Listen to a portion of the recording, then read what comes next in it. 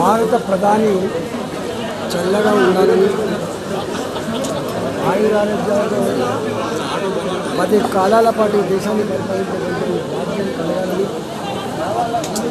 పంజాబ్లో మొన్న జరిగిన సంఘటన తర్వాత భారతీయ జనతా పార్టీ దేశవ్యాప్తంగా మృత్యుంజయ హోమం జరపాలి,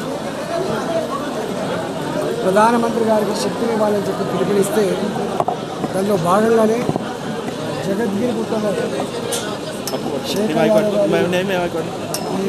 డివిజన్లో పెద్దలు కూన శ్రీశైలం గౌడ్ గారు, మాజీ శాసనసభ్యులు, జిల్లా పార్టీ అధ్యక్షులు హరీష్ రెడ్డి గారు, మిగతా నాయకులంతా కూడా ఈ యజ్ఞాన్ని నిర్వహించడం జరిగింది. ఈ యజ్ఞంలో వందలాది మంది కార్యకర్తలు, నాయకులు యజ్ఞం జరుగుతున్నంతసేపు మొక్కులు చెల్లించడం జరిగింది.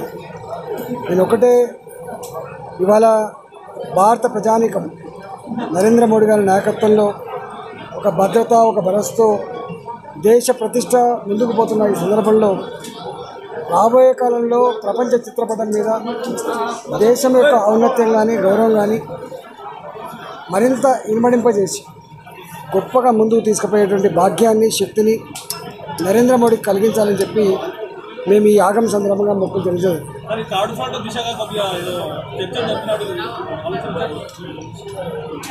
గతంలో ఈ థర్డ్ ఫ్రంట్లో అనేక సార్లు వచ్చినాయి, కానీ ఎక్కడ కూడా కొసైల్లలేదు, సఫలం కాలేదు.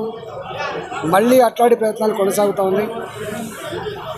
ఎవరెవరైతే ఫ్రంట్ల కోసం ప్రయత్నం చేస్తూ ఉన్నారో ఆ పార్టీలు గతంలో అనుభవించిన వేదన ఏందో నాకు తెలుసు.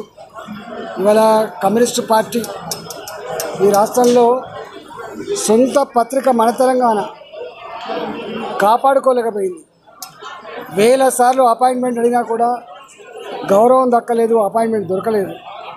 సిపిఎం పార్టీకి రాష్ట్రంలో ఈ రాష్ట్ర ప్రభుత్వం ఇచ్చిన గౌరవం ఏంటో తెలుసు కాబట్టి కేవలం పరస్పర అవసరాల కోసం ఫ్రంట్ తప్ప ప్రజల కోసం ఫ్రంట్లు కాదనేది గతంలో ప్రూవ్ అయింది, మళ్ళీ కూడా ప్రూవ్ అవుతుంది.